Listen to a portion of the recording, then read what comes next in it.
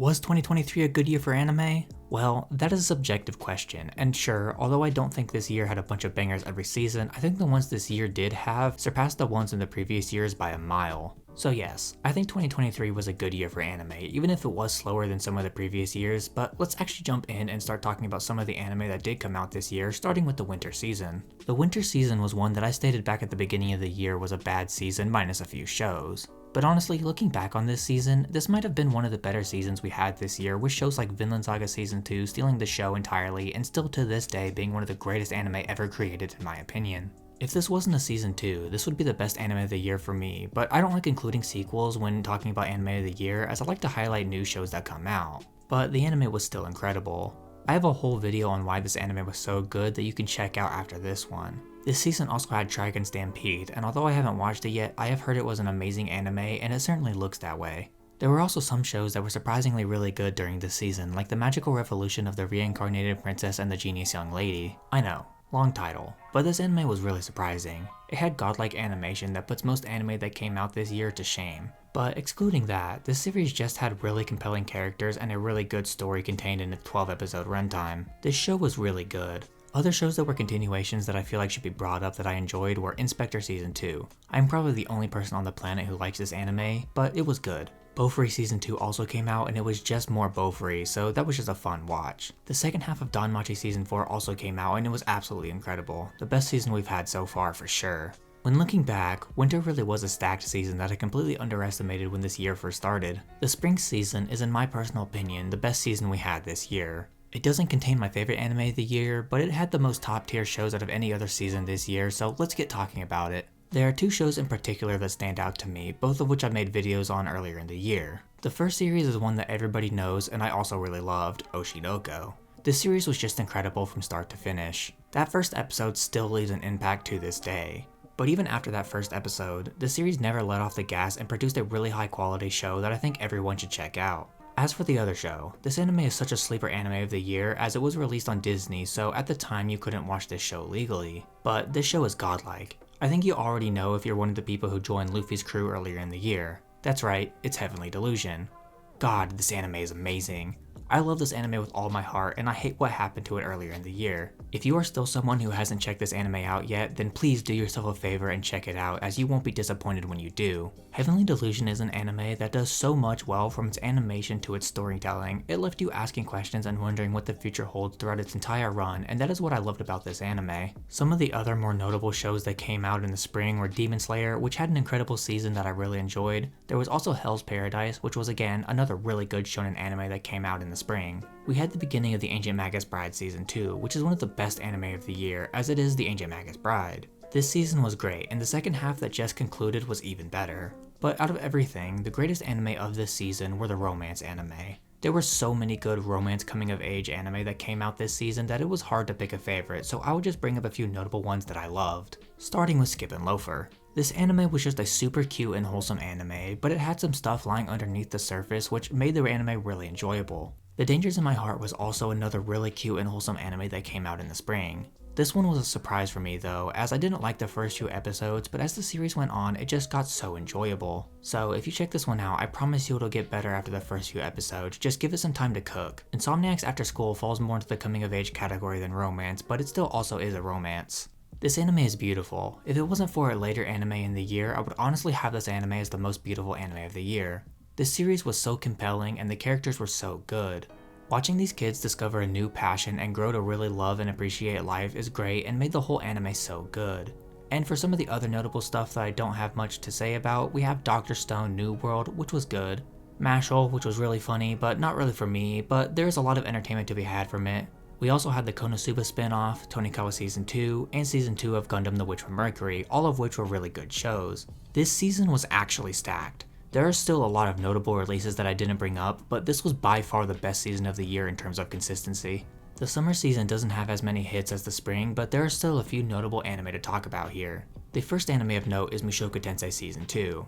As with the first season, the show was incredible. It built upon what Season 1 established and made it a lot better. It was a great season. If we're going to talk about new anime this season, however, there is really only one anime that comes to mind for me, and that is My Happy Marriage. This series was so good. It actually was a massive surprise for me. This series was both wholesome and dark at the same time. It had amazing characters and a great story. If you didn't watch this anime as it was coming out, I highly recommend it. We had the beginning of JJK Season 2, the Bleach 1000 Year Blood War Season 2, and Devil's a Part-Timer Season 2 Part 2, and Rent-a-Girlfriend Season 3, as well as the long-awaited finale of Masamune-kun. All of which were pretty notable sequels to come out during this season, and most of which were pretty good except for Masamune, but most people already know that show is mid. Dark Gathering was a surprising hit for me, as horror is not usually my genre, but this show has been able to write really compelling characters and a really interesting story that works really well to combine into a great series. Helk also began during this season, which had a really strong start with funny and interesting characters, a world that is vibrant and interesting, and a compelling story that will get you invested in what it is trying to tell you. Zom 100 also started this season, however, sadly due to production issues, it was hit with many delays, but the series was still really enjoyable with really good comedy and surprisingly compelling characters. There is one more series I feel like bringing up this season, as I thought it was a really well done wholesome romance anime, and that series is The Girl I Like Forgot Her Glasses. This series was really well animated. The camera angles were insane, and there were so many beautiful shots throughout the anime that made it really enjoyable. The two main characters were super cute together, and their interactions were both wholesome and really cringe at the same time, making for a really compelling reminder of how most of us were at that age. This anime was great, but it is a sleeper hit from this season for sure, and if you like rom-coms then this series is definitely for you. The fall season has some absolute bangers that I've been talking about for the past few weeks now, but besides those few shows, there really isn't all that much. There were a couple of shows I liked that I didn't talk about, but they weren't really super prominent. But out of the major shows this season, there are two that stand out well above the rest. If we include Vinland Saga, these are my second and third favorite anime of the year respectively, and these shows are Frieren and The Apothecary Diaries. To start things off, let's talk about Frieren. This anime is so good. It brought me back to my childhood and reminded me why I love anime as much as I do. This anime has such compelling characters, a really cool and interesting world, and amazing as hell animation. Frieren is everything I look for in an anime, which is why I fell in love with it immediately upon its release. The Apothecary Diaries is another series that I absolutely love. Now, to bring back the most beautiful anime of the year section, that would go to this anime. This anime is just gorgeous, from the lighting, to how the scenes are structured, to even how well animated they are. Hell, even the music makes this whole show so beautiful and compelling to watch. The characters also really make an impact, and the story is super interesting and compelling as well. The Apothecary Diaries came out in a season where it had to compete with perfection, and in any other season it would have stood at the top, but Frieren just slightly edges it out for me. These two shows also carried the fall season on their backs hard, but there are still some other shows that came out that I think are pretty noteworthy. Like for instance, Spy Family Season 2. This season was more incredible Spy Family, which I love. We also got the continuation of Dr. Stone New World and The Eminence in Shadow Season 2, which were also really awesome. I also brought up earlier in this video The Ancient Magus Bride, and Part 2 of Season 2 also aired during this season, and it was absolutely incredible once again. Undead Unluck takes the cake for the biggest sleeper anime of the season, once again because it is Disney who got the rights for this anime. I'm in Love with the Villainess was a really hilarious Yuri anime that was really enjoyable all the way through. Goblin Slayer Season 2 and Shield Hero Season 3 were honestly both kinda just more of the same, and not in a good way. If you like these shows, more power to you. I thought these seasons were just okay. Tier Moon Empire though, now that's a show. Just like I'm in Love with the Villainess, this anime was absolutely hilarious. Mia's antics in this show always got me to laugh out loud. Alright, I'm going to bring up one more anime, which I'm sure some people have been waiting for since the start of this section of the video. The 100 Girlfriends Who Really Love You was actually surprisingly really funny. I didn't think I would like this anime at all, but they have somehow been able to flip the harem genre on its head while still maintaining really cool and interesting characters that all get the proper screen time they deserve, and the show is just hilarious. Like, if I had to bring up any positives, it would definitely be that. Some more honorable mentions that I thought I would bring up separately as they aren't seasonal shows are shows like One Piece and Attack on Titan. Starting with One Piece, we have seen some of the absolute best the series can offer this year, as well as the end of the longest arc the series has ever had. One Piece has been incredible all year, and now with some new announcements, we have more to look forward to in the future. And with Attack on Titan, the finale finally aired this year and it was incredible. I absolutely loved it. I don't know how this was portrayed in the manga, but the ending of Attack on Titan was definitely not bad. I thought it was quite good actually.